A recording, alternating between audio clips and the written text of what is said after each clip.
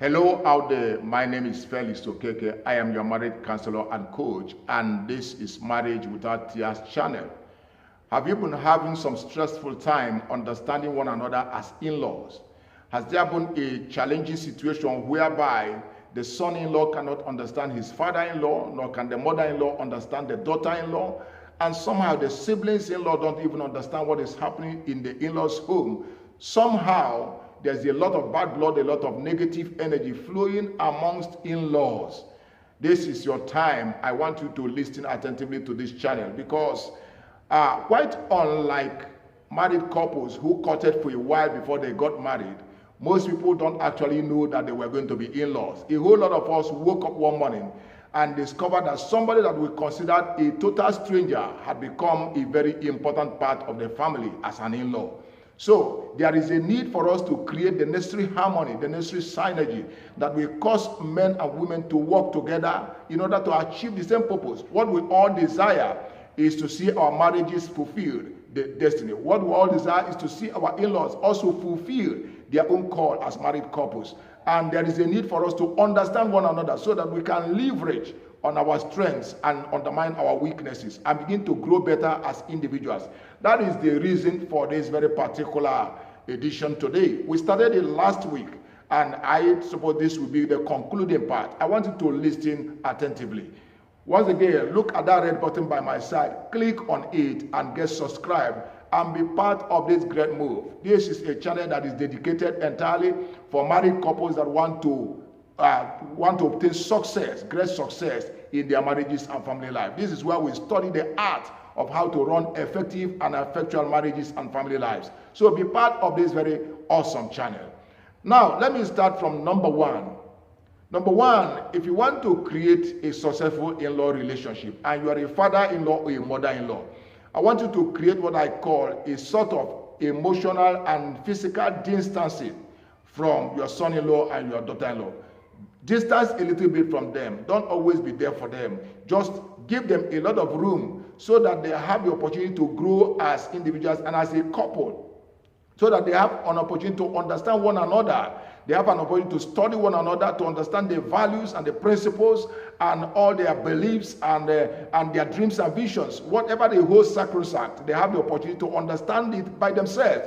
This is a journey which they must undergo by themselves. They don't need the interference of mothers and fathers in this. So you need to give them enough room to grow. Sometimes an in-law, a father-in-law may just decide to breeze in, but I advise you, if you are a father-in-law or a mother-in-law, don't go to your son-in-law or to your daughter-in-law uninvited because they may not be ready for you. They may not have prepared the ground for you to visit. And honestly, it is always better that you remain in your own, just be watching what is going on. Observe them from a distance. If they, however, require your counsel, that is another thing. So, but for now, give them space to grow. Give them space to understand themselves. The more you distance from them, the more they begin to, they get closer to themselves. Sometimes you also discover that a woman that has been very close to the mother, by the time she goes into a marital relationship, she has this tendency to run back to her mother from time to time. Please, as a mother, discourage her. Let her create the necessary bonding with her husband. And if you are also a man that also your son runs to you at every point in time, discourage that. Let him have a bonding with his spouse so that he can grow, so that both of them can grow together as married couple. That is the way to do it. So a sort of distancing, a sort of little distance is very, very necessary if you must achieve the desired result. And if you are also a son-in-law or a daughter-in-law that has the tendency to run back to mommy and daddy at every point in time, I want you to discipline yourself, to get yourself to take away that habit from you. Stop that habit immediately. Because the moment you are also always going to your siblings, to your parents for advice and all that, you may never achieve the necessary bonding that is required between you and your spouse. So distance yourself from parents. Distance yourself from siblings. Get closer to your spouse. Form a unique bond together. That is the way to do it. That is the way to do it. The second thing, in terms of in-law relationship, is that the parents-in-law, I'm talking of the mother-in-law and the father-in-law, must devise ways of honoring and respecting their sons and daughters-in-law. It's very, very important. Sometimes some of us parents, we may feel, these are kids, or because we saw them growing up as small kids and later they became big men, but we never actually saw them as men. We never actually see the woman in our daughters as women until suddenly they are now married, and still you still want to interfere in their lives. You still want to encroach in their families. No, it not ought to be. What you should do in this time is show them maximum respect. Show them maximum, allow them to make their own decisions. Allow them to arrive at their own visions. Allow them to prosper in their own assignments, in their own visions, in whatever God has called them to do. That is what they have come to do in marriage. The situation whereby as a parent you always poke nose into their affairs is unwarranted. Even when you see some certain failures, some certain lapses, don't begin to point them out. Allow them to make their mistakes. Allow them to correct their mistakes. Very, very important. Except in a situation where you are invited. That's a different matter. But if they don't invite you and they are busy working out the details of their life, allow them to make their mistakes. Allow them to also come out of it profitably. And as a son-in-law or a daughter-in-law, you must always look for a way of also honoring your parents-in-law. Let me tell you, these are people who spent their time, spent their money, spent their resources.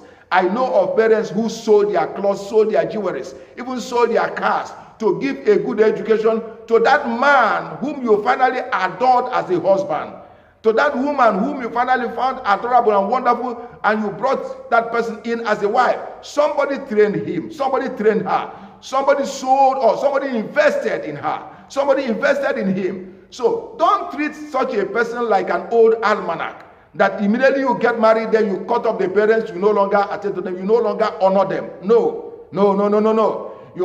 You must create ways of honoring these ones. You must always create ways of respecting them. Don't ever talk down on your in-law for any reason. Even if your in-law is younger than your own parents, you must respect them because they have given birth to somebody that you call a spouse. So it is very, very necessary that you give them their due regard, their due respect. Don't gossip about your in-laws. No matter whatever is the deterioration in their marriage, no matter whatever they are going through, don't gossip about them. You have been brought into their lives to create a joy unto them, to restore the joy which is missing in their own marriages. So as a son-in-law, as a daughter-in-law, please do whatever is necessary to do what? To be a source of support unto your own parents-in-laws. Very, very important. Very, very important. Number 3, as a father-in-law, as a mother-in-law, I call both of them parents-in-law, there is the need for you to understand that you are the source of wise counsel unto your son and daughter-in-law anytime they are having marital crisis. You can counsel them. I want you to be in the position to counsel them because that is the joy of being elder. That is the joy of being a parent. You are still their parent. And if at any point they come unto you for counsel, please begin to look at their strengths as a couple. Don't look at their weaknesses. Don't look at their flaws. Don't begin to point out at their flaws. Anytime you are checking, you are trying to admonish them, please do it in love. Anytime you are trying to talk to them, do it them in a form of encouragement. Point out some of the things that are wrong in their relationship that needs urgent solution, and be in a position to provide solutions to them. It should always be in terms of what went wrong, how can it be corrected, not who went wrong, not who is at wrong, not who is in the wrong. So that is how you should do it as a parents-in-law. And also as a son-in-law, pay a listening ear to your parents-in-law.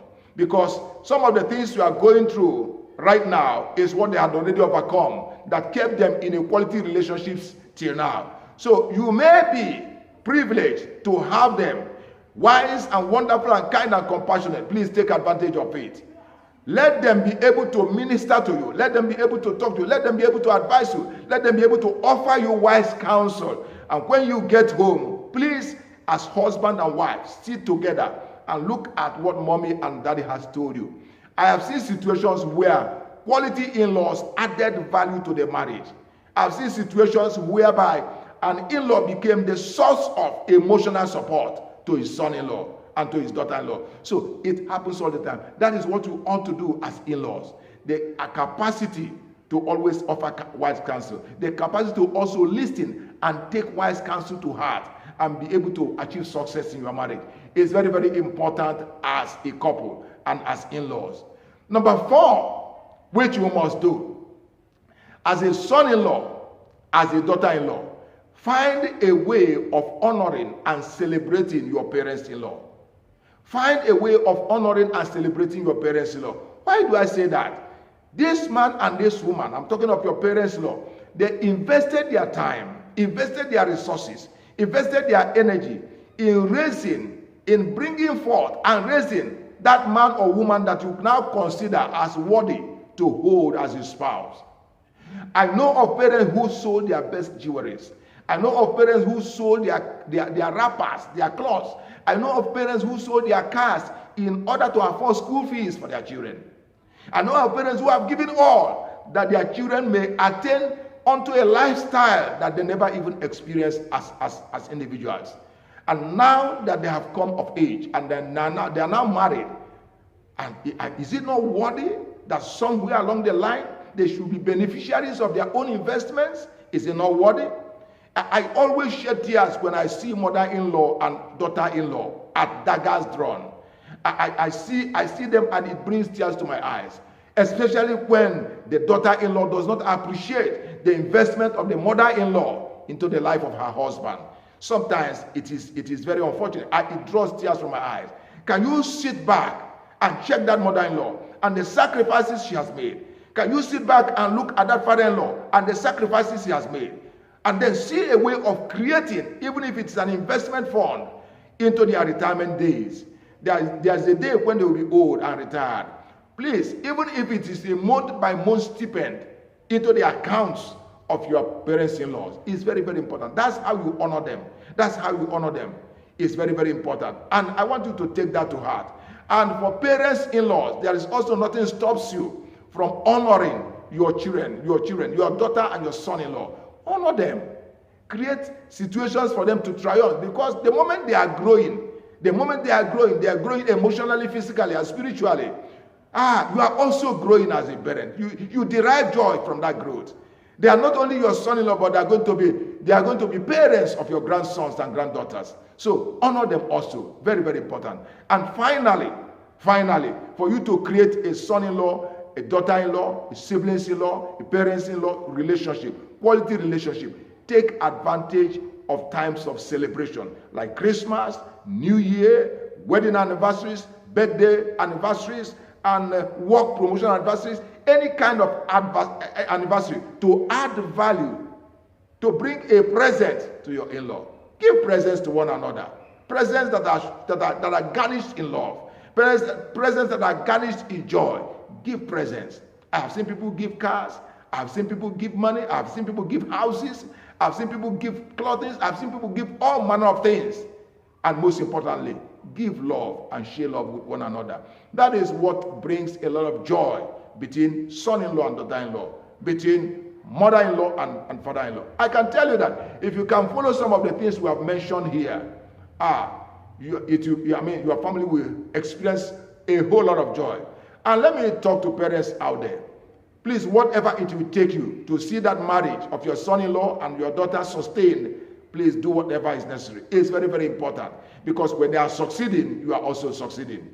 And as for sons and daughters-in-law, please welcome that man, that woman that gave birth, that sowed every seed to see your spouse become the individual that you treasure today. Do whatever is necessary to honor them. And I tell you that your home will receive a quality dividend in future. And you know what? What goes around comes around. If you do it to your in-laws, a day will come when your own in-laws also will return that favor to the glory of God. I thank you very much for taking our time to listen to this very particular edition. Look at this red button by my side. Click on it and get subscribed and be part of this wonderful move. God bless you and have a wonderful time.